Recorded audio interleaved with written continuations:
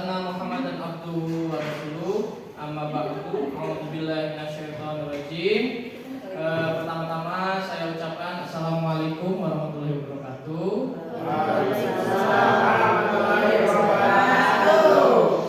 Yang terhormat Bapak Kepala Sekolah SMK Yami Walet dan yang mewakilinya, para Wakasek dan juga staf TU, dan tak lupa kepada Bapak dan Ibu guru, rekan-rekan SMK Yami Walet yang saya hormati dan saya cintai.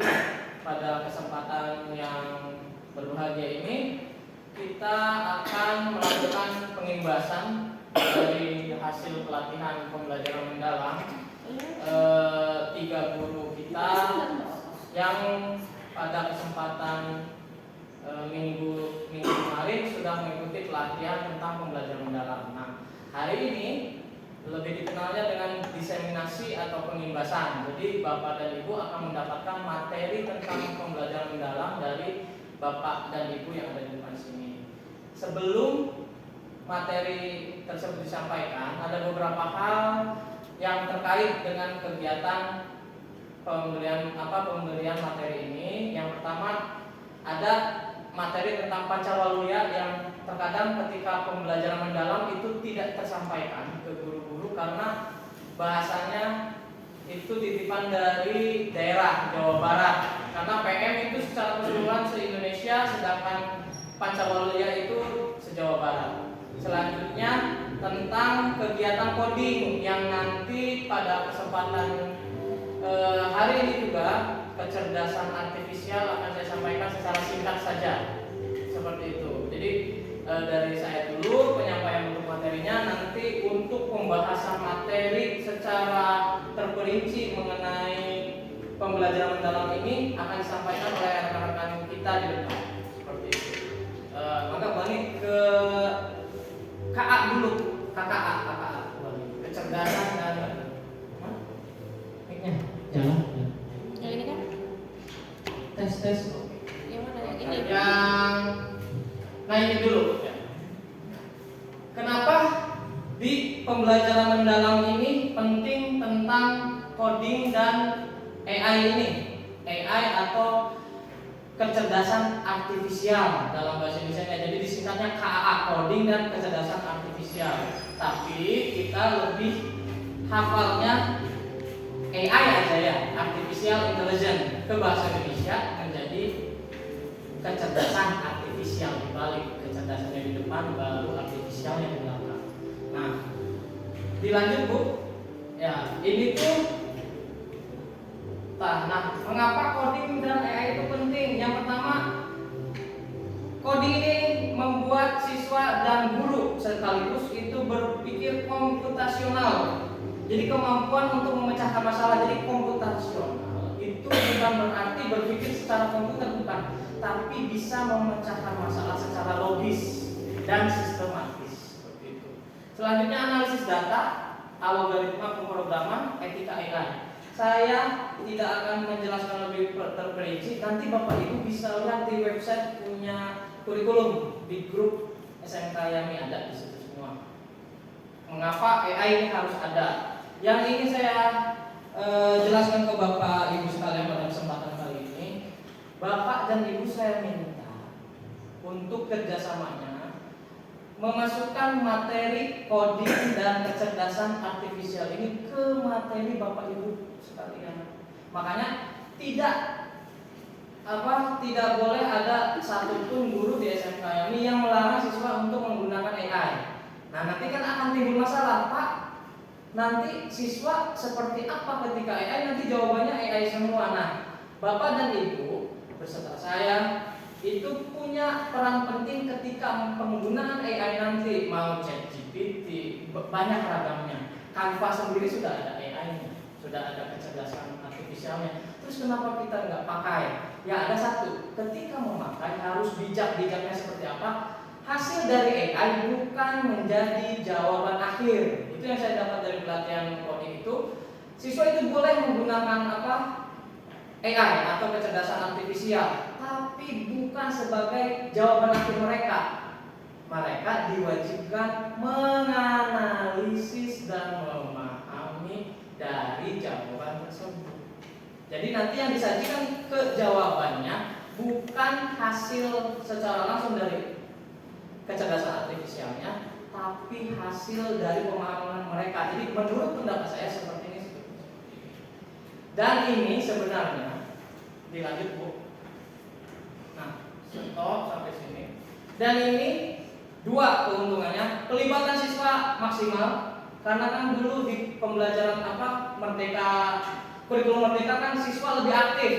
Otomatis Bapak Ibu nanti akan merasakan siswa mengetahui materi sebelum kita jelaskan. Kedua, kita dituntut untuk mengajarkan sampai C6 menganalisis atau menciptakan. Ini udah ada. Jadi siswa sudah menganalisis, nanti kan materi siswa dapat menganalisis pengertian dari Pancasila misalnya seperti itu di PPKN. Nah, kita udah menuju sana, jadi kegiatan mendefinisikan, memahami bisa kita lewati dengan apa? Dengan bantuan AI. Silakan menganalisis, langsung bisa, langsung ke C6 langsung. Gitu, siswa nanti dibantu seperti itu. Nah, tantangannya adalah Bapak dan Ibu berarti membuat soal nanti di ujian, mau sumatif mau nanti akhir tahun, tidak seperti tahun-tahun sebelumnya atau tidak seperti kemarin-kemarin yang definisi dari apa, misalkan definisi dari perbankan apa, tidak begitu. Menurut pendapat saudara, mana yang lebih baik membandingkan kan gitu ya. Nanti itu analisis adanya. Siswa kan nyari pakai AI-nya. Oh, syariah seperti ini, bank yang umumnya seperti ini, perbandingannya bagus mana? Nah, nanti ada kelebihan, kekurangan.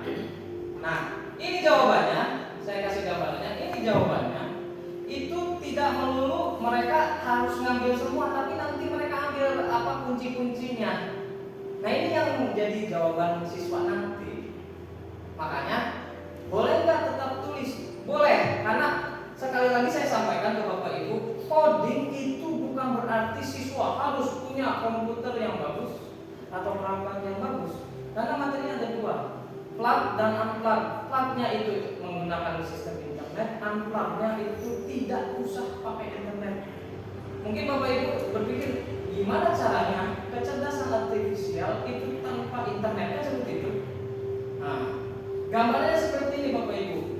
Kecerdasan artifisial itu bukan melulu adalah bagian intelijen, istilahnya kepintaran dari komputer, tapi kepintaran aslinya penggunaan logika kecerdasan manusia pada materinya. Nah, yang diarahkan dari KKA ini diterapkan di mata pelajaran adalah supaya siswa bisa lebih mendalam materi PM untuk menganalisis materi yang diberikan. Maka sehingga nanti deep learning atau pembelajaran mendalam yang akan nanti dibahas itu sampai ke tujuannya. Siswa lebih kritis, siswa lebih aktif, siswa lebih bisa menganalisis. Salah satu bantuannya itu oleh kecerdasan artifisial ini. Lanjut Bu. Ini sih tantangannya, nah ini tantangannya kesenjangan digital itu sebenarnya tidak menjadi masalah ketika infrastrukturnya, sarana prasarananya kurang menunjang.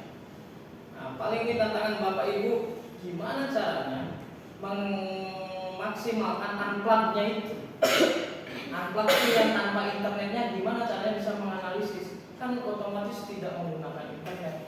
Pakai AI-nya, tidak perlu pakai AI, tapi memaksimalkan logika matematis anak-anak atau logika komputerisasi anak-anak seperti itu.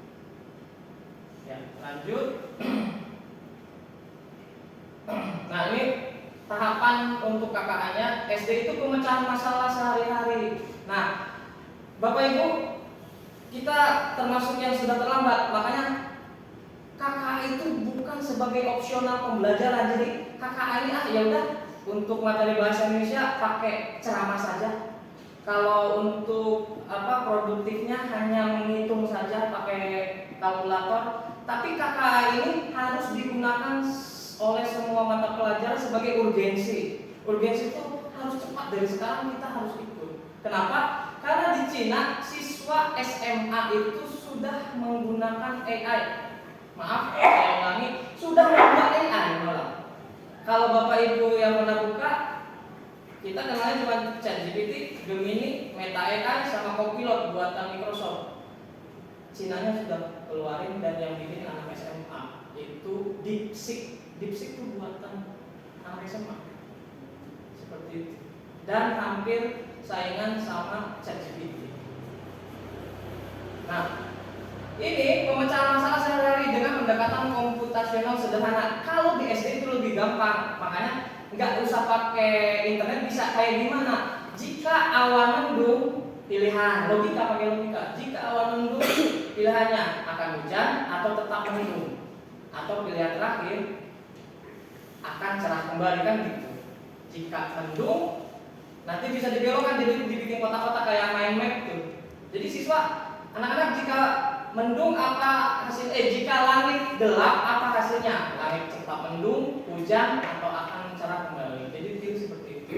Kalau hujan nantinya apa yang harus disiapkan? Kalau mendung apa yang harus disiapkan? Jadi mereka penanaman logika dulu yang dasar. Selanjutnya logika pemrograman dan pengembangan aplikasi sederhana. Ini saya juga agak kaget, Canva itu sudah bisa bikin website sendiri. Bapak Ibu nanti buka Canva AI, nanti bikinkan coding, jadi nggak usah belajar coding lagi nanti Bapak Ibu.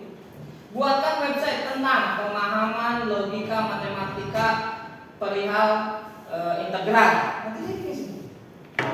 Dan Bapak Ibu sekalian, ini materi yang saya buat. Nah, tadi saya bareng sama Pak Ardi, saya bikin hanya 10 menit menggunakan Canva. Itu halamannya juga Yamisae My Canva Site. Jadi kan udah bisa bikin sendiri. Saya hanya tinggal masukkan misalnya kata kuncinya, dia bikin sendiri. Tampilannya dia yang bikin sendiri. Seperti itu. Nah, lanjut. Nah, ini nanti saya sudah sediakan apa faknya ya, frekuensi ask question. Jadi jawab pertanyaan jawabannya sudah ada di website. Dan saya simpan di website punya Asik Kurikulum yang ada di grup. Paling itu mengenai KKA, sama satu lagi sebagai penutup mengenai Pancawalya. Nah, saya titik. Nah, stop sampai sini. Pancawalya itu selain yang nanti 8 dimensi lulusan, ini titipan dari gubernur kita Kang Dedi ya. Gapura Pancawalya, pancanya 5, walunya sehat dan selamat. Naikkan lagi Bu ke atas. Stop. Ya. Ini saya sengaja kenalkan sama Bapak Ibu, selain Canva AI, ini ada Gamma Site atau Gamma aplikasi Gamma aplikasi bisa bikin website. Saya cuma masukin materinya jadi. Bayangkan Bapak Ibu, lama-kelamaan sarjana teknik informatika bergeser. Mereka harus belajar dulu coding. Saya nggak harus belajar, tapi tombol-tombolnya sudah dia bikinkan sendiri. Ini ada Gamma AI. Bapak Ibu nanti bisa bikin sendiri tanpa harus istilahnya belajar pemrograman seperti apa. Nah, ini titipan dari gubernur kita 5 Pancawalya itu isinya cager, bager, bener, pinter, singer. Cager itu apa? Sehat secara fisik dan mental. Selanjutnya bager, baik dalam pikiran, perkataan dan perbuatan. Pancadharma Sakti, Dasar Dharma Pramuka ini ya. Pancadharma Sakti. Dasar Dharma Pramuka ini bager, baik dalam pikiran, perkataan dan perbuatan. Benar dalam bernalar dan bertindak. Pintar, menguasai ilmu dan teknologi. Terakhir menyelesaikan persoalan. Dan terakhirnya singernya bukan penyanyi ya, tapi kreatif, mampu mengaktualisasikan diri. Jadi yang diharapkan untuk SKL standar kelulusan siswa SMK harus ini 5 minimal, kalau yang 8-nya tidak tercapai. Bagusnya yang 8 sama yang 5 ini tercapai. Jadi kudu cager atau lulusan, jadi yang udah lulus itu harus sehat secara fisik dan mentalnya, harus bager. Jadi harus bager itu baik dalam bahasa Sunda itu. Baiknya tidak hanya pikirannya saja, perkataan dan perbuatannya. Yang sekarang ini sedang krisis masalah baik dari pikiran, perkataan dan perbuatan. Jadi Bapak dan Ibu, sekali lagi saya tekankan ke Bapak Ibu sekalian bahwa tugas ini bukan tugas guru BK. Tugas siapa? Guru wali dan guru mata pelajaran. Harus bisa melakukan yang bagus, benar dalam bernalar dan bertindak. Harus benar nalarnya. Udah baik perbuatan, perkataannya, tapi nalarna dan kritiknya tidak pada tempatnya, ya salah. Selanjutnya, asli pintar dari segi ilmu, pengetahuan dan teknologi, dan terampil untuk menyelesaikan masalah. Yang terakhir itu kreatif dan mampu mengaktualisasikan diri. Mengaktualisasikan diri berarti bukan saja kreatif dalam membuat istilahnya memecahkan masalah, membuat proyek nanti ke depannya, tapi mampu menerapkan dalam kehidupan mereka sehari-hari. Kan begitu. Lanjut Bu.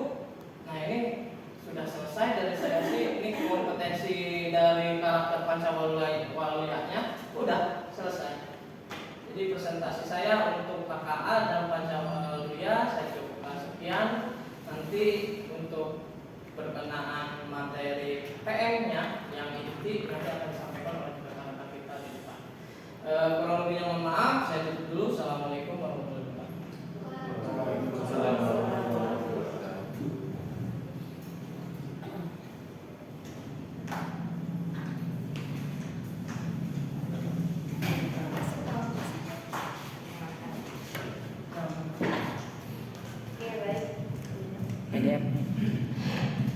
Ya, assalamualaikum warahmatullahi wabarakatuh. Terima kasih kepada Bapak Ibu guru yang sudah menyempatkan waktunya untuk menghadiri pada kegiatan pembahasan pelatihan pembelajaran mendalam. Ya, jadi pembelajaran mendalam ini pada tingkat urgensinya kenapa berubah jadi pembelajaran mendalam? Nah itu karena pasti masa depan itu selalu ada ketidakpastian, ya. Karena itu pendidikan harus mampu menyiapkan anak-anak Indonesia dengan bekal yang sesuai untuk menghadapi tantangan yang terus berubah. Nah, pada hasil PISA tahun 2022 menunjukkan kondisi yang memprihatinkan karena lebih dari 99% murid Indonesia hanya mampu mengerjakan soal tingkat dasar. Nah, sedangkan 1%-nya itu dengan tingkat berpikir tinggi atau HOTS. Nah, pernyataan ini menegaskan bahwa sekolah tidak cukup hanya mengajarkan hafalan atau keterampilan dasar. Nah, jadi pendidikan ini perlu diarahkan pada pembelajaran mendalam, yaitu cara pengetahuan dengan kehidupan nyata serta melatih kemampuan berpikir tingkat tinggi. Nah, tanpa perubahan ini, Indonesia bisa kehilangan peluang emas bonus demografi dan kesulitan mencapai cita-cita besar di tahun 2045. Next, Bu.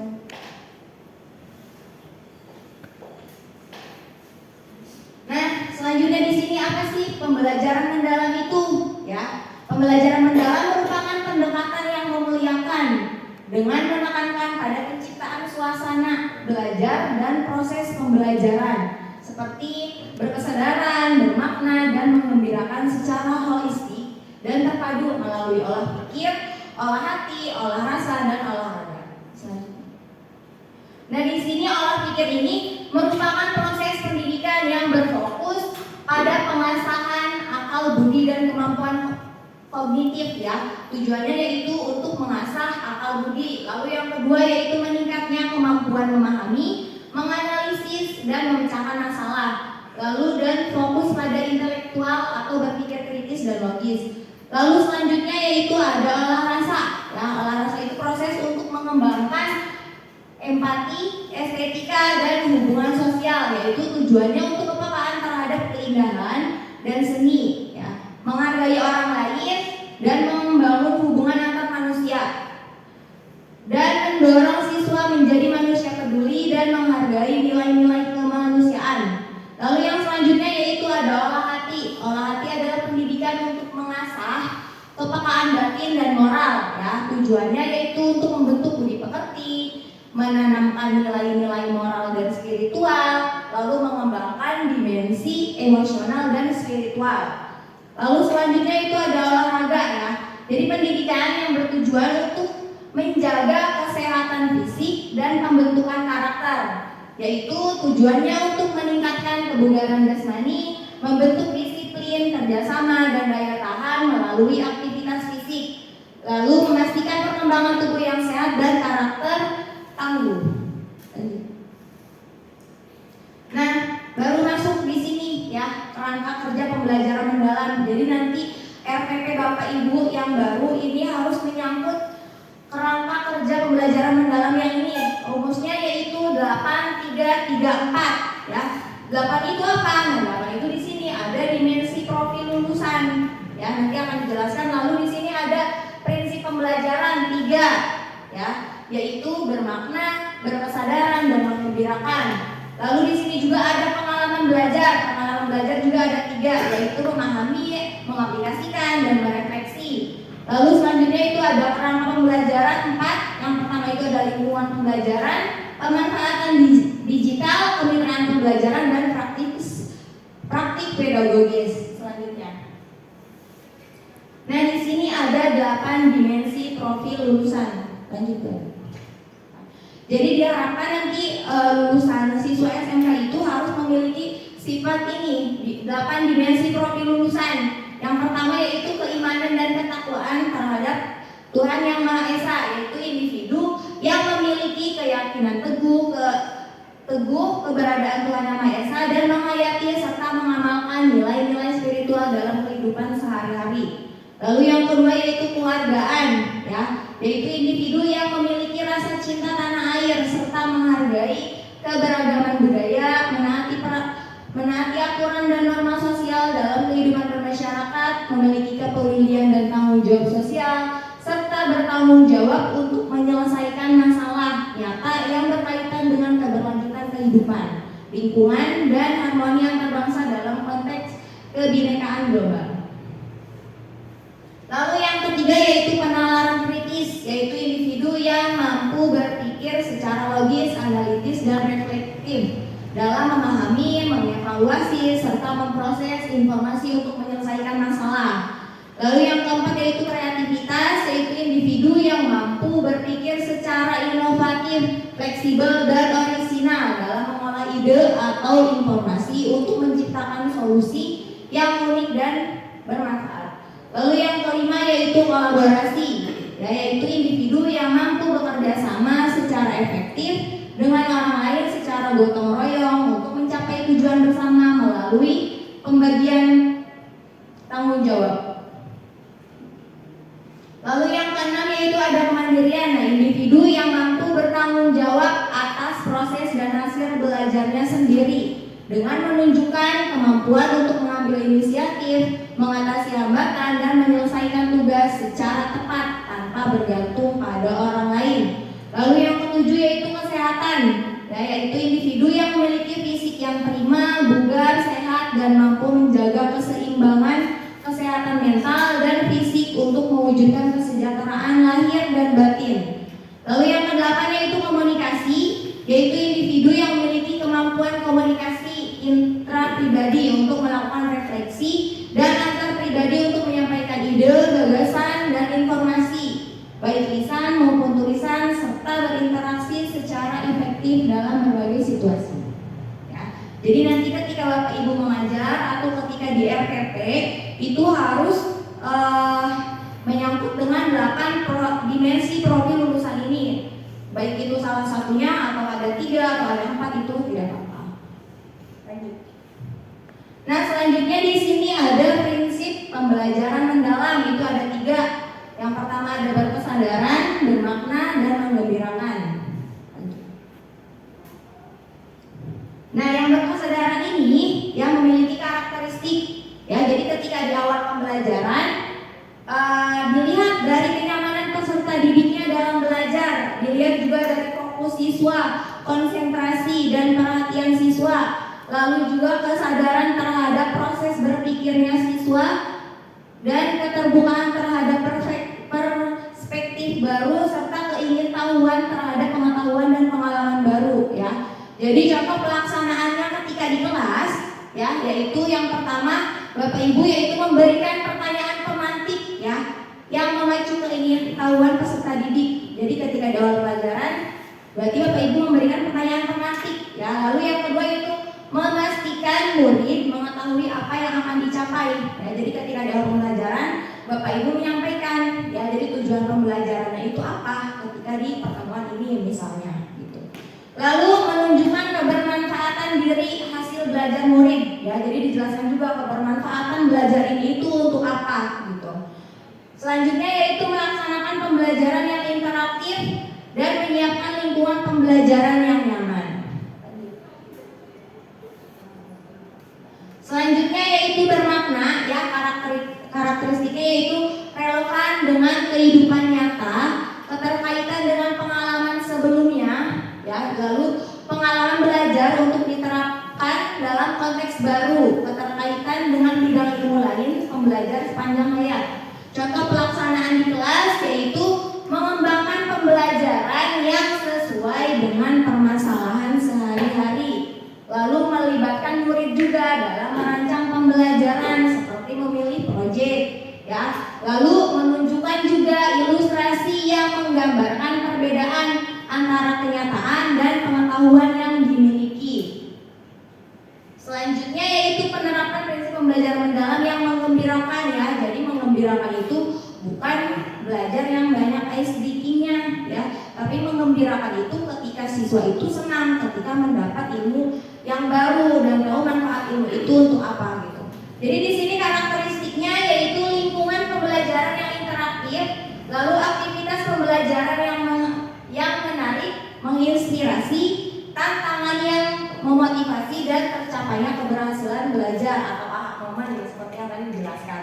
Contoh pelaksanaannya yaitu guru sebagai fasilitator pembelajaran ya, dan memberikan dukungan dan tantangan yang sesuai dengan kemampuan siswa. Dan selanjutnya ya, pengalaman belajar mungkin akan dijelaskan oleh Bu Anis.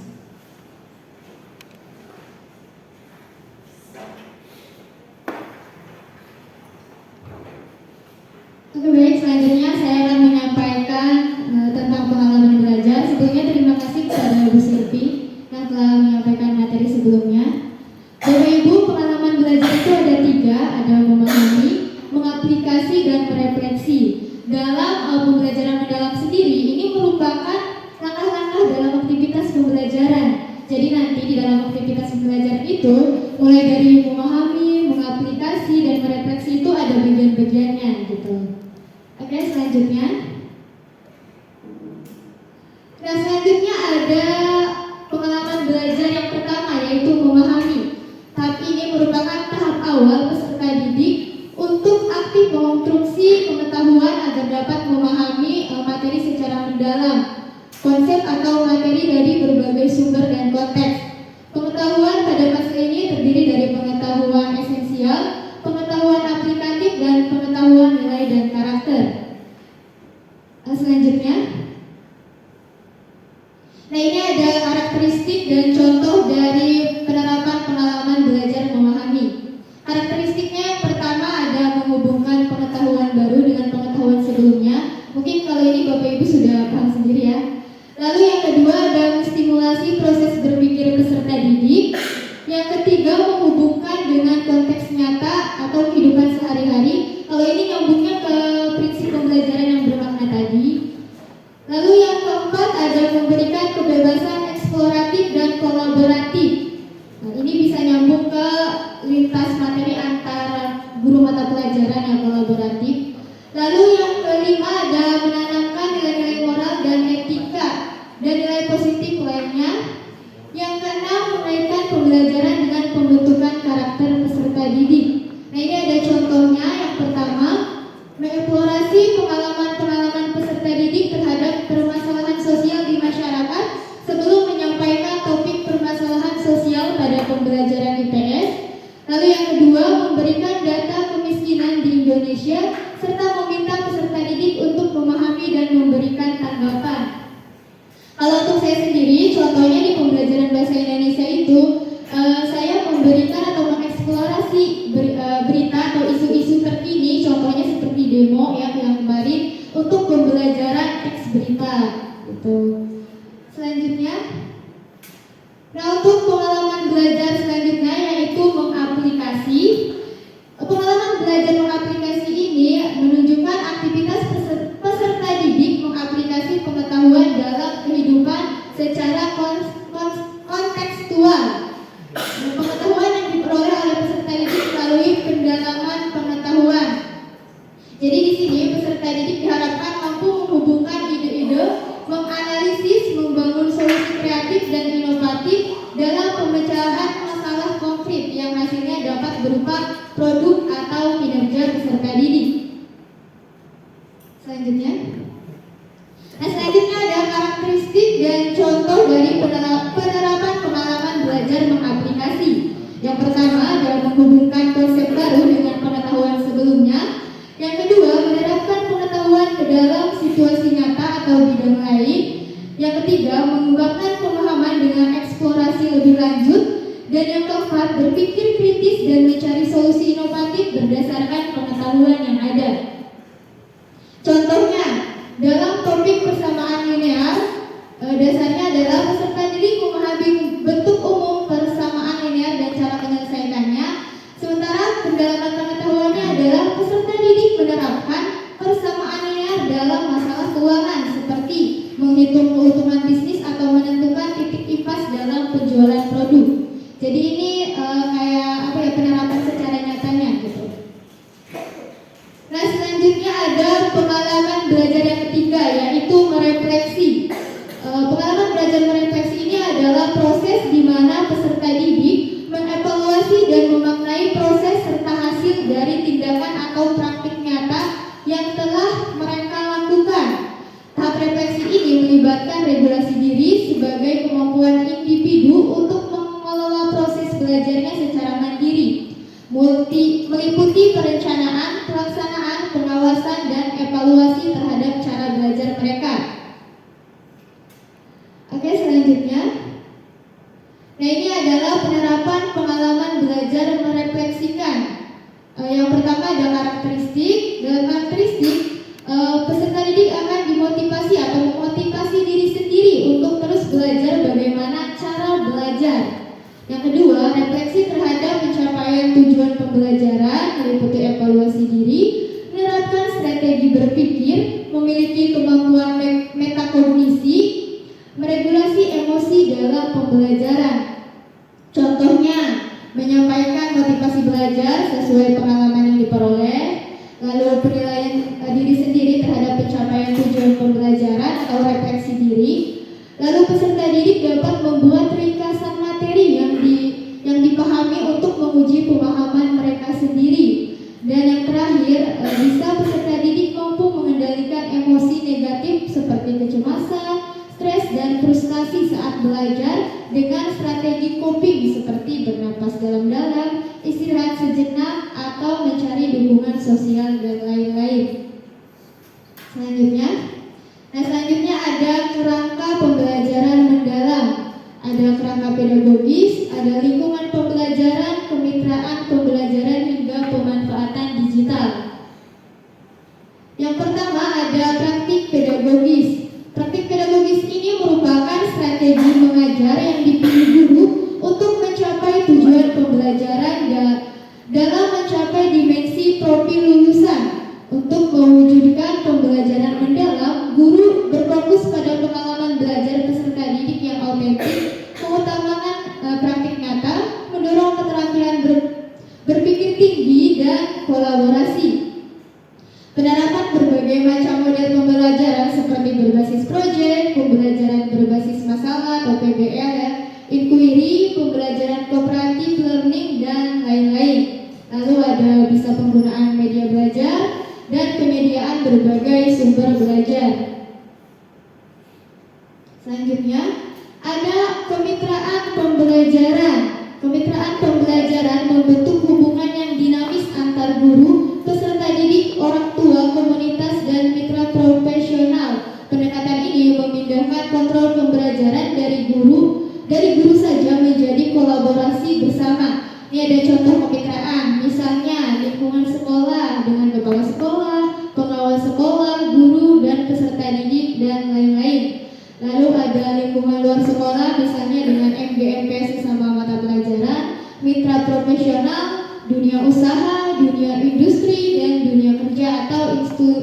institusi, media, dan lainnya. Lalu dari masyarakat bisa berkolaborasi dengan orang tua, komunitas, tokoh masyarakat, organisasi keagamaan atau budaya, dan lain sebagainya. Nah, yang ketiga ada yang namanya lingkungan pembelajaran. Lingkungan pembelajaran ini menekankan integrasi antar guru, antar ruang fisik, ruang virtual, dan budaya belajar untuk mendukung pembelajaran mendalam. Ruang fisik dan virtual dirancang fleksibel sebagai tempat yang mendorong kolaborasi, refleksi, eksplorasi, dan berbagai ide sehingga dapat mengakomodasi berbagai gaya belajar peserta didik dengan optimal. Menciptakan lingkungan belajar yang aman dan nyaman, memotivasi murid untuk bereksplorasi, berekspresi, dan berkolaborasi. Penggunaan platform belajar daring, pemanfaatan lingkungan sekolah maupun sekitar seperti ruang kelas, halaman sekolah, dan fasilitas umum. Selanjutnya, nah di dalam pembelajaran mendalam ini sesuai tadi yang disampaikan pada saat materi coding ya, ada pemanfaatan digital teman-teman, mohon maaf salah mulut saya. Pemanfaatan teknologi digital ini juga memegang peran penting sebagai katalisator untuk menciptakan pembelajaran yang lebih interaktif, kolaboratif, dan kontekstual. Tersedianya beragam sumber belajar menjadi peluang menciptakan pengetahuan bermakna pada peserta didik. Contohnya, ada pemanfaatan aplikasi atau media digital dalam pembelajaran, penggunaan kecerdasan artifisial sebagai alat dukung pembelajaran, penggunaan teknologi asistif murid berkebutuhan khusus, serta platform pendidikan digital sebagai rumah pendidikan dan lain-lain. Oke, selanjutnya materi selanjutnya akan disampaikan oleh Bapak Ardi. Silakan Bapak Ardi.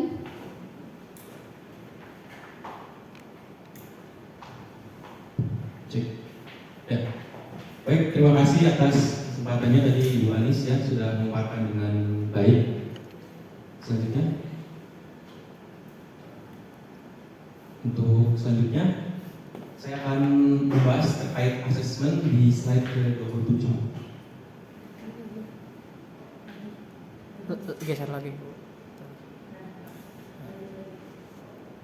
Baik, Bapak Ibu sekalian, terkait asesmen ya, atau bahasa Indonesianya itu adalah penilaian. Sebenarnya itu apa ya? Yaitu adalah proses pengumpulan dan pengolahan informasi untuk mengetahui kebutuhan belajar dan capaian perkembangan atau hasil belajar murid. Nah, jadi untuk asesmen tersebut dapat menggunakan beragam teknik ataupun instrumen penilaian yang tentunya sesuai dengan tujuan pembelajarannya apa. Seperti itu ya.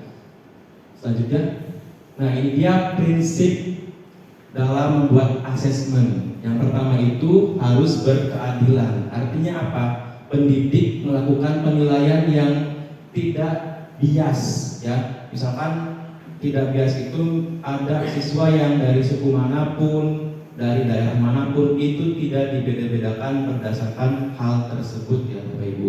Kemudian objektif. Objektif ini yaitu penilaian yang didasarkan dari informasi faktual atas pencapaian perkembangan atau hasil belajar peserta didik. Jadi tidak subjektif, tidak berdasarkan penilaiannya, tapi berdasarkan apa yang dinilai begitu.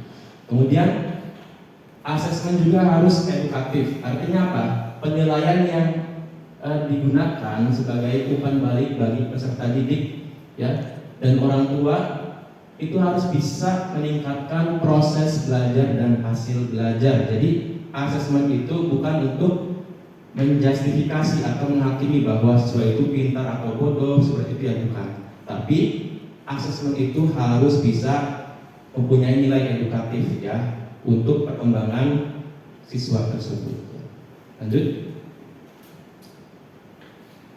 Baik, pengembangan asesmen pada pembelajaran mendalam yaitu ada dua ya secara umum, yaitu asesmen formatif dan asesmen sumatif.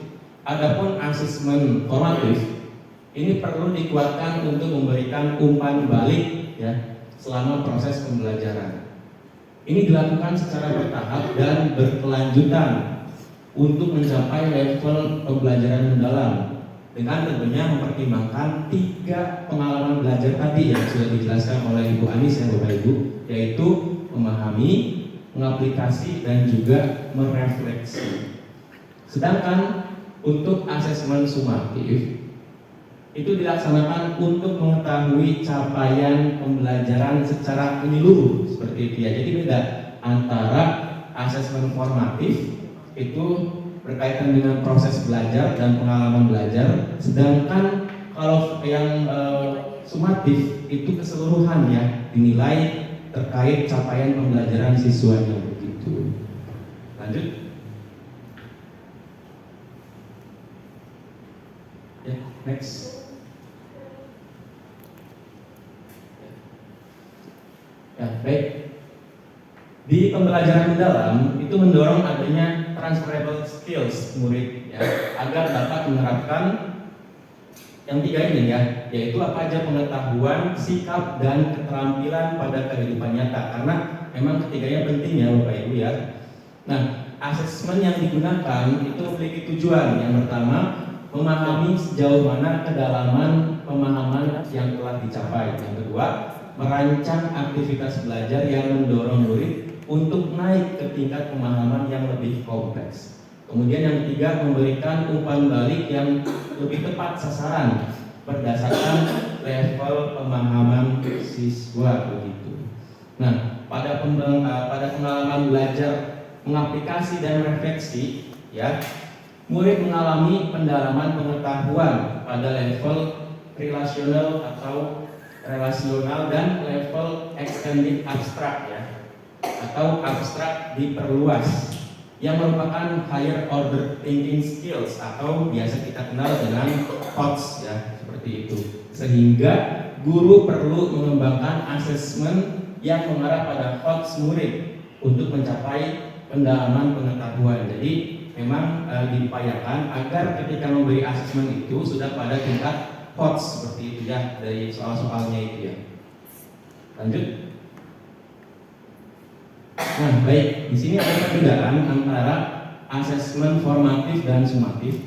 Adapun asesmen formatif yaitu asesmen yang bertujuan untuk memberikan informasi atau umpan balik bagi pendidik dan murid agar bisa apa? Agar bisa memperbaiki proses belajar. Nah, asesmen formatif sendiri berupa yang pertama, asesmen di awal pembelajaran, yaitu asesmen yang dilakukan untuk mengetahui kesiapan murid untuk mempelajari materi ajar dan mencapai tujuan pembelajaran yang direncanakan. Adapun yang kedua, asesmen di dalam proses pembelajaran yang dilakukan selama proses pembelajaran untuk mengetahui sejauh mana perkembangan murid dan sekaligus memberikan umpan balik yang cepat.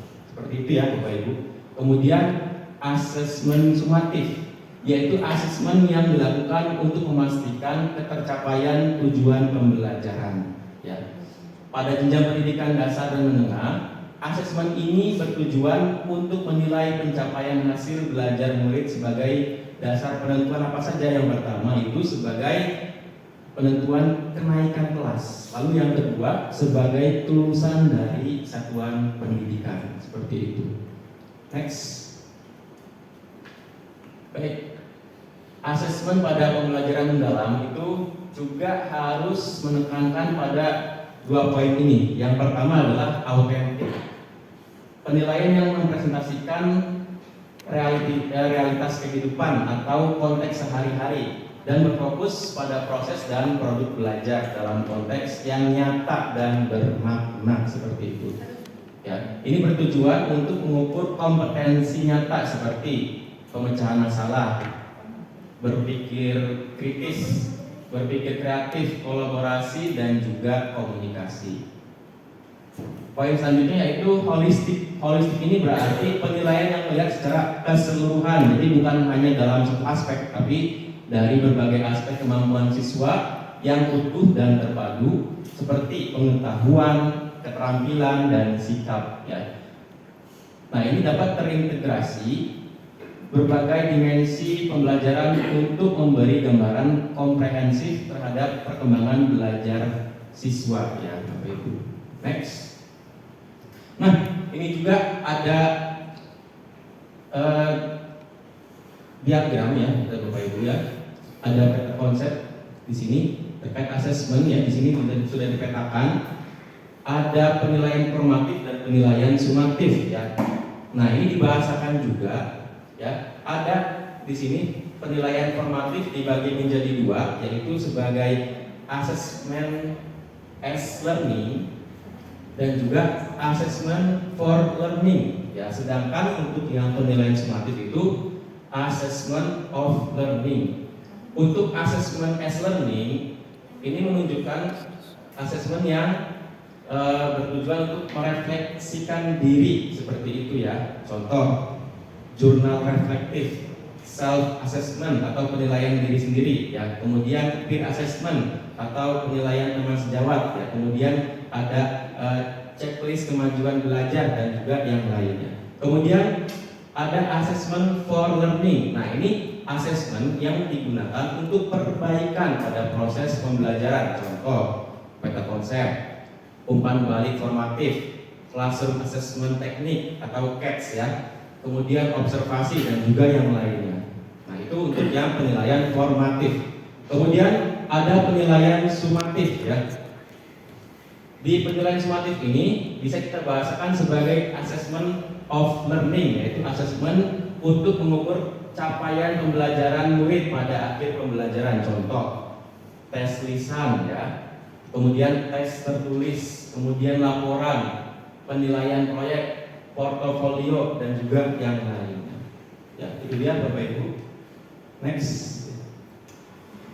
Nah, ini ada beragam ya teknik asesmen. Jadi untuk asesmen sendiri bukan hanya tes tertulis ataupun lisan saja. Ternyata banyak Bapak Ibu ya. Ada observasi ya.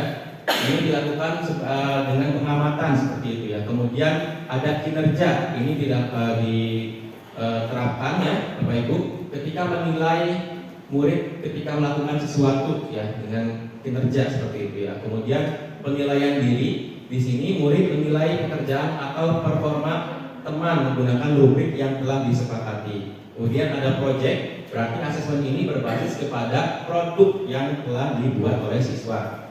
Kemudian ada tes tertulis, ini yang biasanya sering digunakan Bapak Ibu, yaitu untuk menilai pemahaman konsep melalui soal tertulis, bisa berupa pilihan ganda, isian ataupun uraian ya. Kemudian ada penilaian antar teman ya, atau bahasa lainnya peer assessment juga ya. Murid mengevaluasi diri sendiri, murid mengevaluasi sendiri hasil dan proses belajar mereka berdasarkan kriteria tertentu. Jadi menilai teman sejawat seperti itu. Kemudian tes lisan ini menilai pemahaman murid secara langsung melalui komunikasi verbal. Kemudian ada penugasan ya, tugas di sini bisa individu, bisa kelompok ya.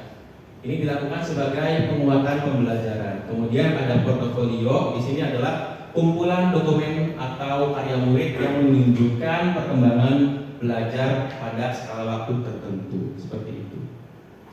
Next. Ya.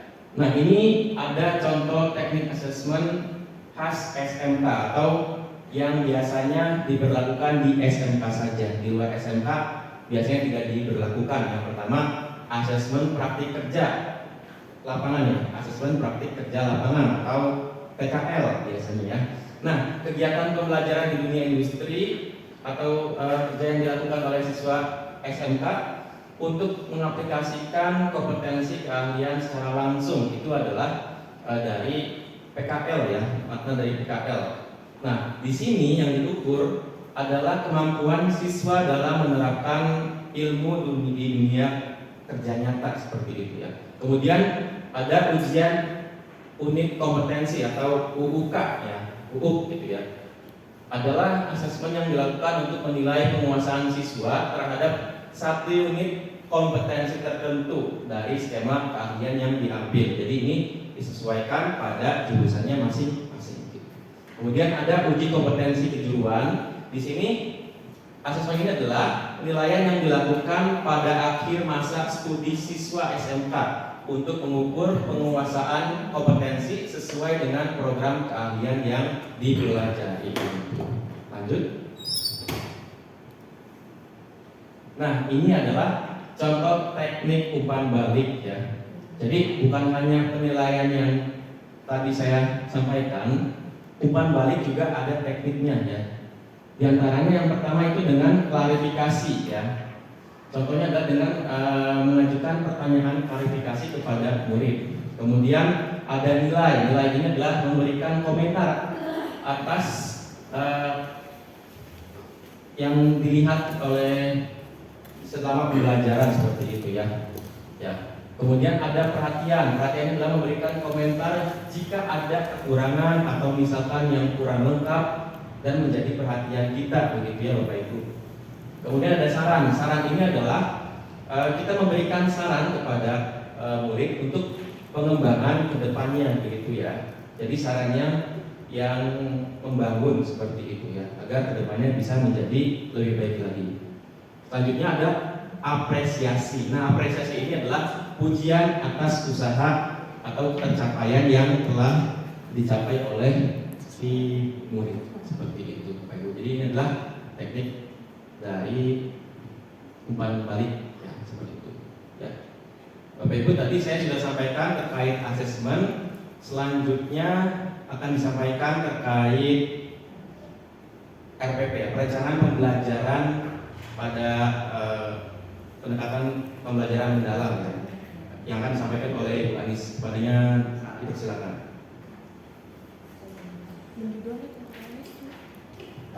Oke, baik.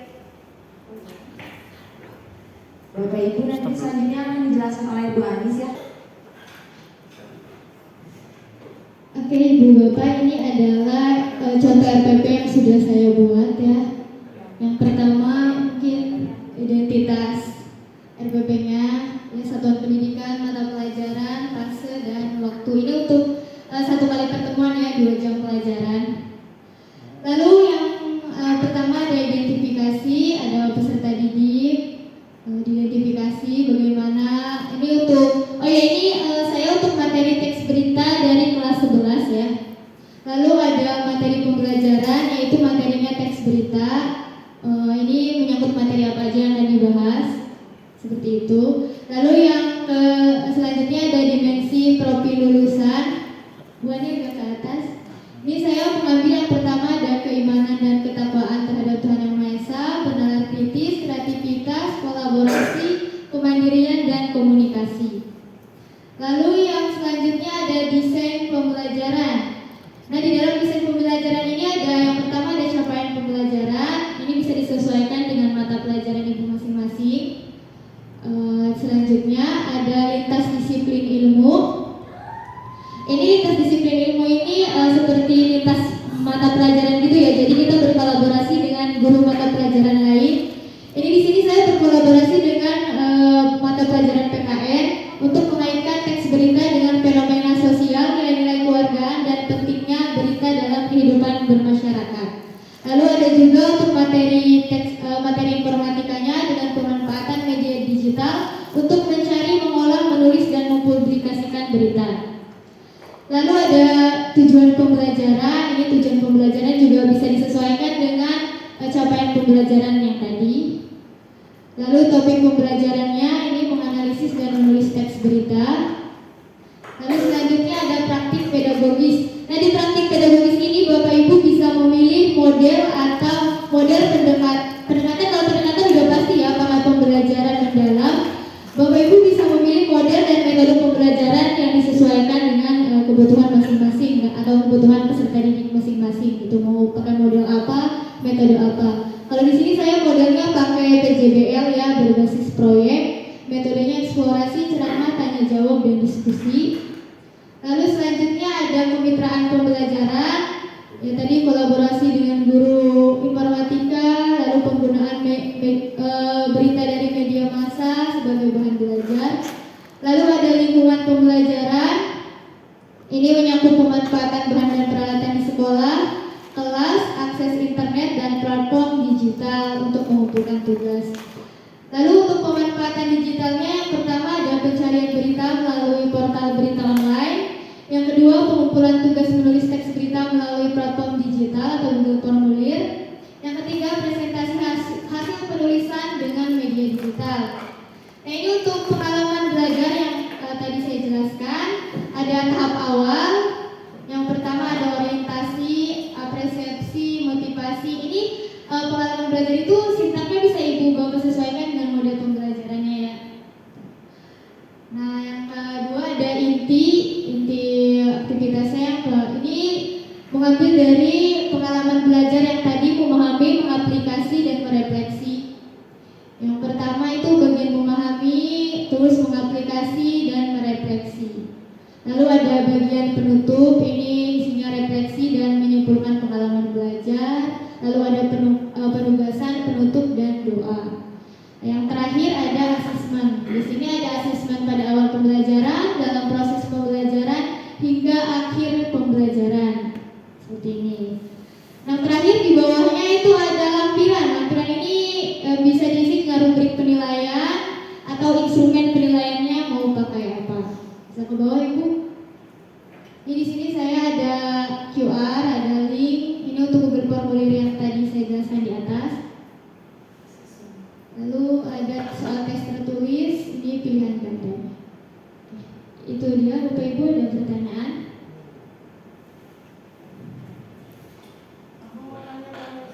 Ya, maka Itu yang terkait dengan mata pelajaran yang kita minimal harus berapa mata pelajaran yang harus bergabung dengan kita, kayak misalkan contoh produktif kalau saya mungkin matematika sama informatika.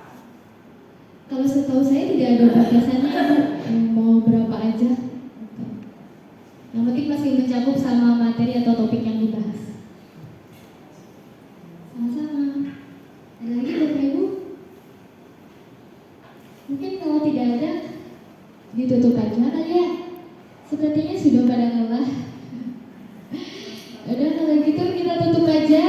Mungkin sekian dari saya, Anissa Noviani Putri, dari Bapak Ardi dan Ibu Silvi. Kurang lebihnya mohon maaf. Kita akhiri dengan mengucapkan terima kasih.